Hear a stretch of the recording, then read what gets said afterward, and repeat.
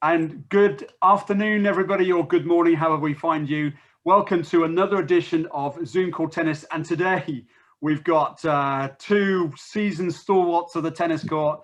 It's myself and Nick Bramley. Nick, how are you, mate?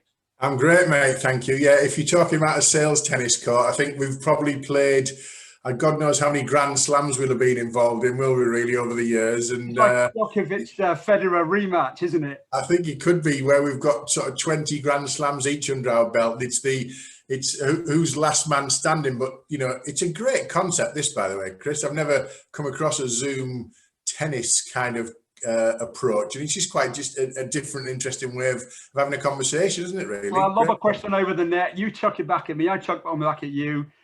We break for our Robinson's drinks break, and then off we trot. Excellent. It's got to be barley water, though, hasn't it? Drinking Robinson's, yeah. All right, so Nick, first question to you. Service box, straight down the middle. I noticed in the early days of lockdown, you put yourself out there, and I think you delivered something like 10 one-hour sessions of free webinars.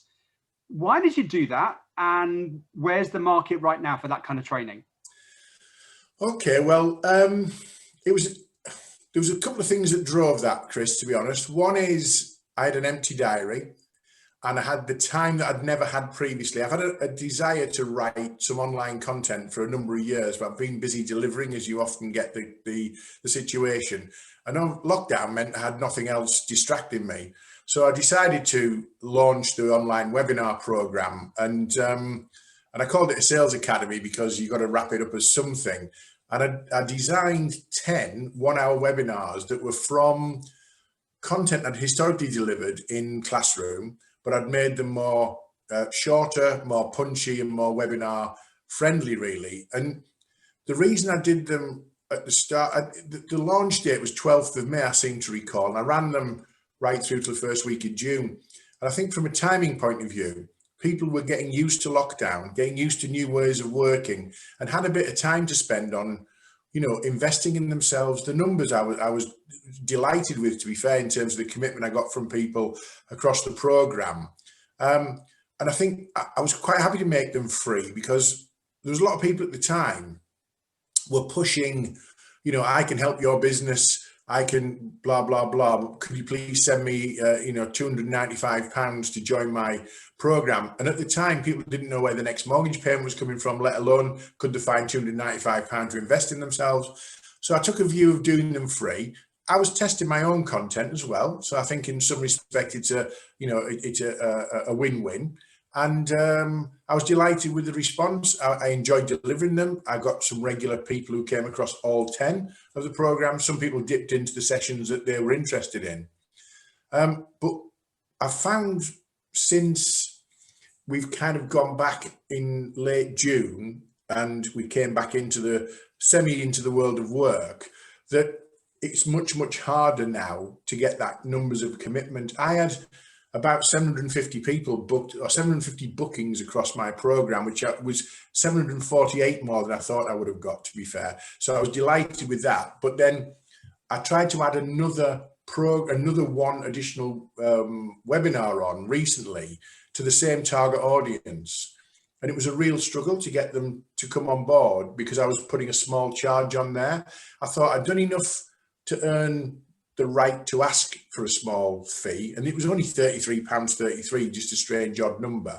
But the reality was, I thought, well, the people who've had the experience of 10 webinars for free, they've enjoyed it, the feedback's been fantastic, you know, surely they want to come back for another one, which is specifically about a new subject. And it was a real struggle. And I think there's a lot of people out there who are, you know, exceptional at what they do, whether it's leadership, sales, marketing, business development, whatever they're doing in terms of webinars. They're finding it hard to sell open program webinars for a fee.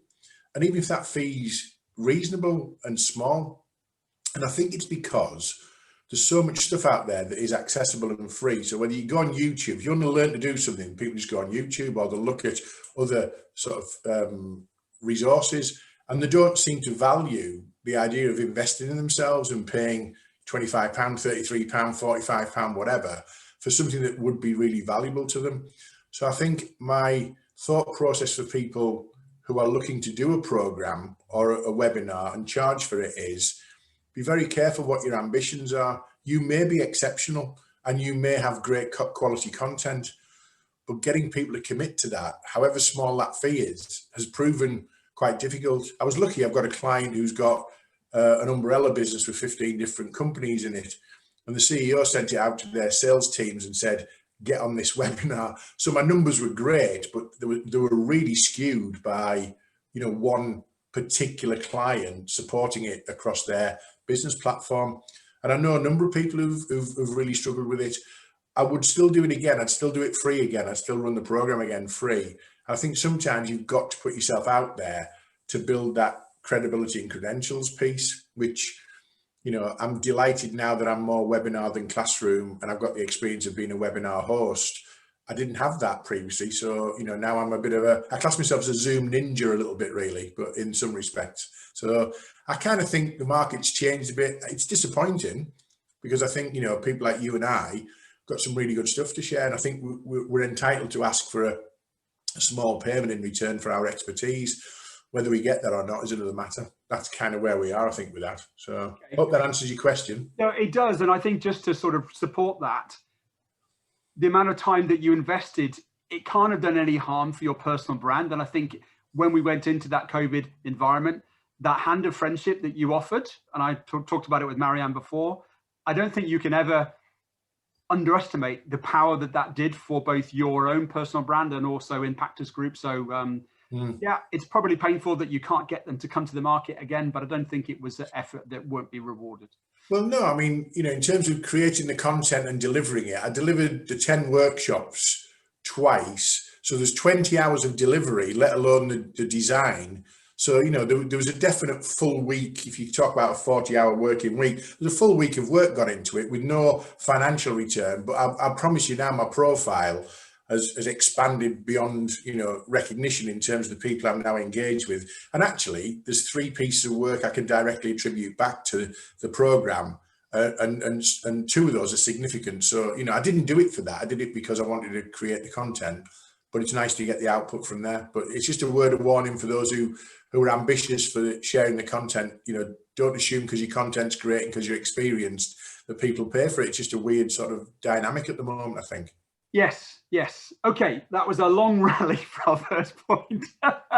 Is that how it works then? Is it, oh my God, we're not, I'm going to be at the baseline all day whacking them back to you, Chris. Okay, that's a long rally. That is a long rally. All right, so question back to me, and then I'll lob one back to you. What's your question? So this feels like a tie break then, doesn't it? Because you sort of one each and all that kind of thing. So I've got a question for you. You're a very experienced lead generation guy, okay? And you're consistently exceptional at getting through to people on the phone and setting up appointments for clients as one part of what you do.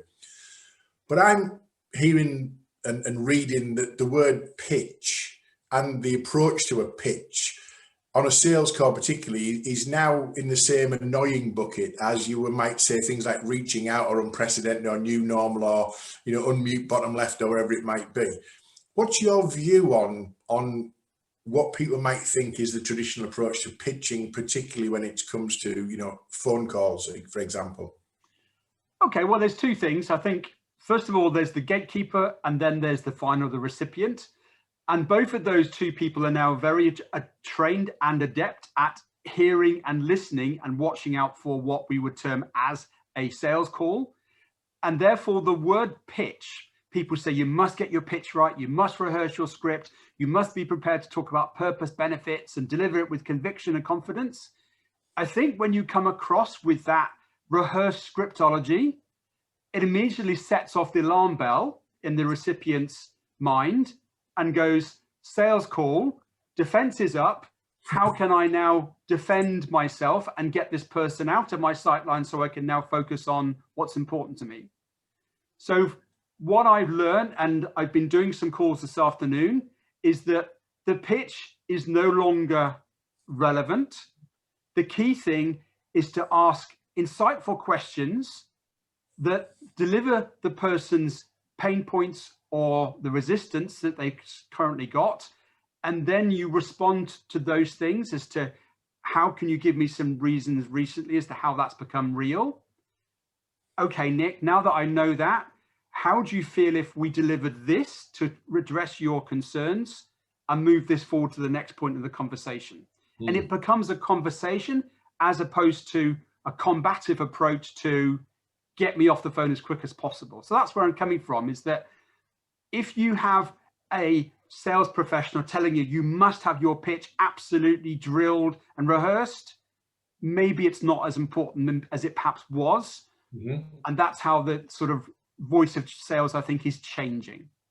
I believe you need to have your pitch language in your head ready so that you're confident with the right adjectives and the right sort of level of inspirational language. And I totally agree with you, by the way. It's not really about you anyway on the call. It's definitely about understanding the challenges that the client or potential client might have. And that's where research comes in. That's where, you know, due diligence comes in.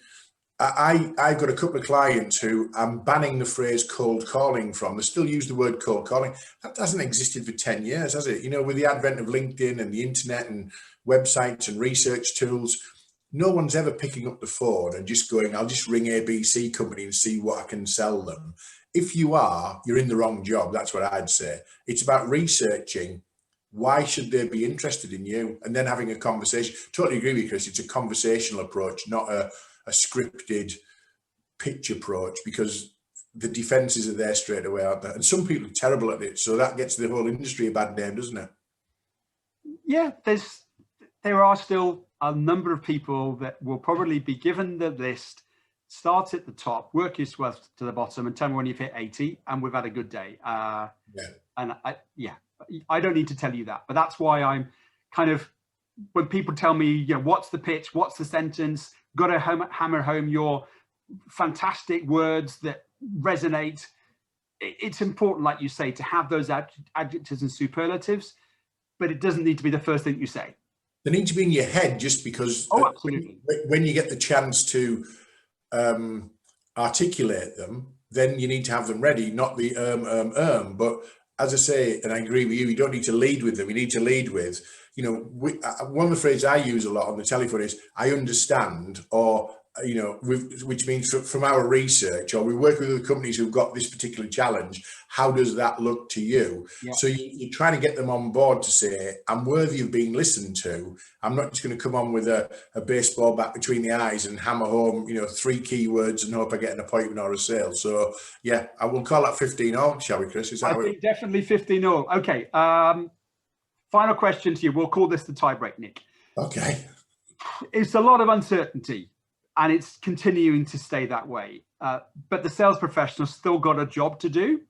So how can they still be effective in traditional routes to market when actually those routes to market are probably closed or restricted? Well, it depends on what your role is, whether it's business development, pure sales, account management, internal sales, on the road sales repping, etc. Any of those have got some restrictions. So we're not doing exhibitions anymore. One of my clients said to me a couple of days ago, our 2 biggest ways of generating business for the year are 2 big exhibitions. I said, oh, good luck with that. How's that going? They've both been cancelled indefinitely to 2021, and they may never happen. Networking's not the same as it was. You can do it online, but it's not the same as physical networking. Conferences are not non-existent. Even things like going to visit a client where they don't want you on the site because of COVID and social distancing. So what you've got to think about as a salesperson is, what can I do to get access to the people that I need to still talk to? Because I've still got a sales job to do. I've still got key accounts to look after. I've still got to look after inbound inquiries. And as a sales representative, I've got to look for new business.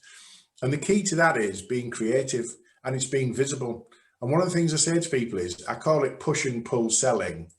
Pushing content out there that builds up your credibility, that builds up your credentials and the awareness of you as an individual and as a company, will attract people to you when they're in the right place to buy. So I'm working with a company at the moment, and you know, when I'm working with them, I'm creating lots of content to push out there. I am doing it in a campaign mentality. I'm targeting particular sectors, particular people, but the content is really relevant to those sectors and those people. I push it out there and I'm looking for responses, whether it's a tickle along with a like or a share or an internal. Then I've got an opportunity to pick up the traditional routes of picking up the phone and doing some LinkedIn exchanges or whatever it might be. The time to be creative is now. If you're a sales representative in any way, shape or form and think doing what you've done before COVID will still work, it won't. First of all, it will be soul destroying for you. And secondly, it'll be damned hard work to the extent where you're putting the hours in, the effort in, but your rewards are diminishing on a daily basis. So think about what your window looks like. Think about who you're attracting to your shop window, metaphorically, and think about the content that you create that makes you relevant, interesting, and a person of value. And it's called thought leadership, isn't it, as we both know, as being someone of relevance and interest in a particular sector. And don't discount some of the things that you've never done well before. I had a guy the other day say, oh, LinkedIn doesn't work for me. Well, it probably won't work for you if you've never tried it properly, but let's talk about how it can work for you. So that's what you've got to think about, doing it differently. Love that. Good answer, and really relevant to today. And the key thing I think you said there is it's constantly evolving, and what worked yesterday is not going to work today or tomorrow. So, yeah. Nick, it's been a lovely match. I'm just going to share our screen quickly so that we can come back to the fact that this is who you are and this is who I am. Oh, look at that. Brilliant. So this is Nick from IMPACTUS. If you want to get hold of Nick to talk about the things that he is obviously doing, webinars. I think you're in York, aren't you, for a delivery of a seminar, Nick? I am. I'm doing a seminar on the 10th of November. There's a link on my LinkedIn page. I've just posted that. And that's the subject of the second question, really. It's called Sales Reimagined, the future of your sales function. And it's just an hour and a half, 90 minutes of an interactive webinar covering that content in a lot more detail. Well, Nick, thank you. It's always a pleasure. I always learn something from your words of wisdom and your experience. So brilliant match today. I look forward to another session of Federer and Djokovic in the future. But for now, thank you for the audience, and we'll catch you again soon. Thank you. Thank you very much, Chris. Enjoyed that. Thanks, Nick.